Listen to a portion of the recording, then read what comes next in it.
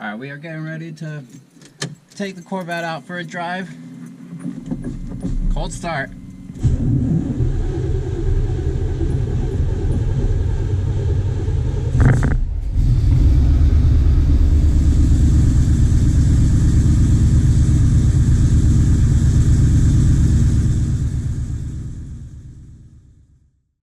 It is a gloomy day today, and it's probably going to start raining as we're driving. So I want to make this video to really just tell you, don't be afraid to drive your Corvette in the rain.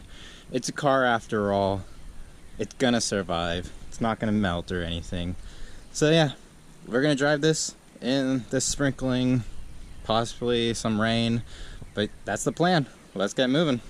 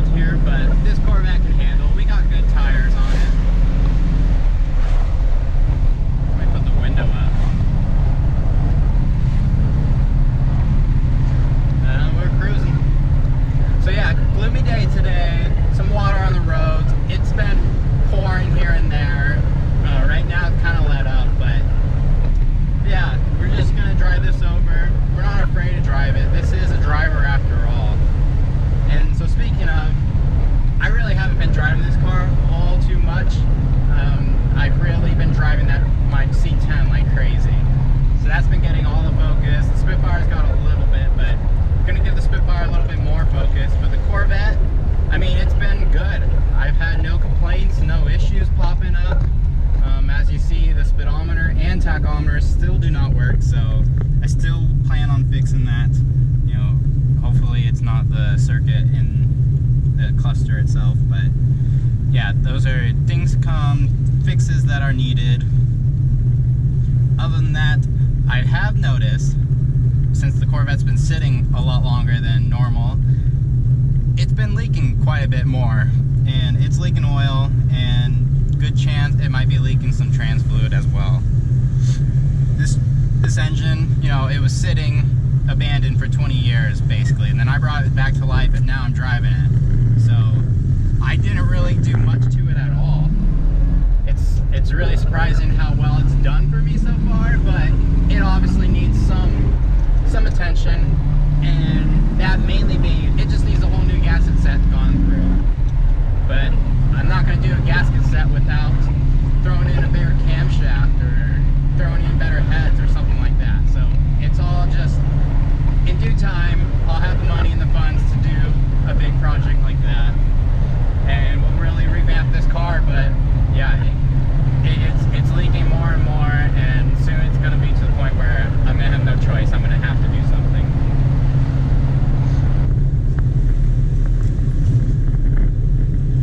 Now the wipers actually do work. They work okay. I think I have shown that in a video. They're okay, but the switch is a little finicky over here. You kind of have to get it into the exact right position in order for it to actually work. So I'm pretty sure that's just a bad switch. It's all rusty, at least like outside appearance wise. So good chance it just needs a new switch. I mean, you could probably clean it up and get it to work again, but I think it needs a new switch. That'd be the way to go. I do plan on putting a radio into this as well. That's another thing that this car is missing, a sound system. And I don't need a good sound system, I just need something. Side pipes are nice and all around town, but if I'm gonna cruise this on the highway, I'm gonna want something a little more, some music in there to make it a little less mono and just the same thing.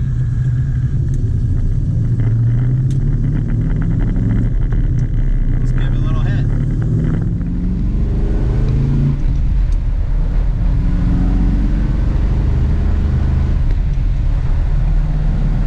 That was like just over half throttle. I gotta be careful because it is wet after all outside. I don't want to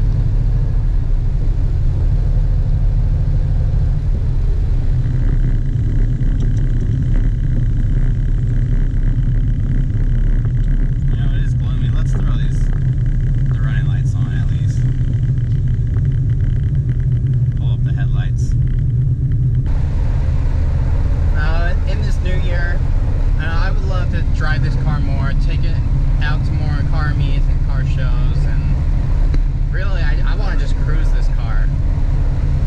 Although, being a little realistic here, I have a feeling other plans are going to have to take precedent over this. Mainly being the fact that this car doesn't really need anything. If something decides to break on it, then sure, I have an excuse to do something, maybe upgrade something while I'm there, but for the time being with it working, I might need to put my focus into other cars, but when I get a chance, I definitely want to take this car out on cruises. And if you can see down here, it has, what is that, about 60 pounds of oil pressure. I mean, this engine is pretty healthy. It's really amazing. 20 years sitting, and here it is, just chugging along.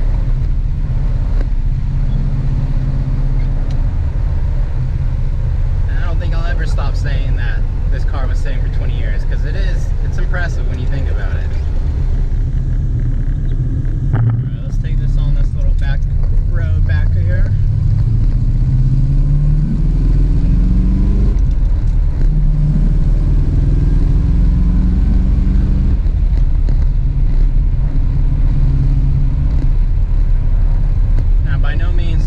Fast at all, but it's fun. Hearing that engine scream out of the side pipes, that puts a smile on your face. But it definitely is not fast.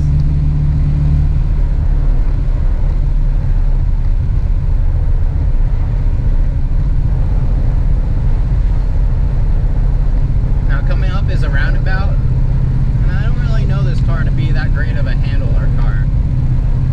Maybe it's just 70s where they just didn't have it figured out back then, but the 90s Corvettes, those are pretty good at handling, and then the C5 obviously is just far superior. But the C3, lots of body roll.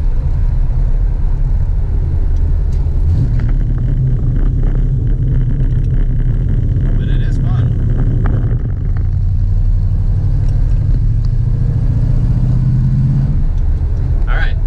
See you at the new house. And we got the Corvette in the new garage. I desperately need to get some lighting in here, but it's pretty good. So we made it. I'm gonna give you a quick sneak preview of what the garage is currently looking like. So I wish the garage doors was a little further away from the wall, and that this gap was small instead of being so big. So we have so much room here, walking room I guess, but not as much room over here. So I have a little less wall clearance than I did at the old place. A lot more clearance here. I think I can fix that by just pulling in kind of over here, backing in a little to the right, and that'd be good. I'm thinking having my red shop cart set up right here. I can store tools, parts, whatever I'm working on just at the back of the garage, or pull it forward as needed. I got my workbench I brought in, trans jack under, my jack over there. I still got to unbox and unpack. Got my row jack stands up here. I think I want to hang them. Not quite sure of a good solution yet. I figured out about doing this a long time ago, so this works for holding my light, although I'll probably need to move it forward so I can charge it. And then over here we have just all this box of tools and other stuff that I need to unbox and put into a spot. And this is the only toolbox I have besides this workbench. I don't have enough room. I'm going to be upgrading my toolbox. We're getting a cabinet, and then I'm planning on some more tool storage additions. So if you're curious, you like doing garage design, organization, let me know what you do in your garage or what you think I should do in my garage. There's quite a bit of room in here. It's a decent sized garage. The ceilings are only just over 8 feet, so can't do a full-size lift. Also don't have the money for a full-size lift anyways. But there's plenty of room here. We have room to work with. And that's gonna do it. Don't be afraid to drive your classic car out in the rain. It's just a car after all. Thanks for watching, and I'll see you in the next one.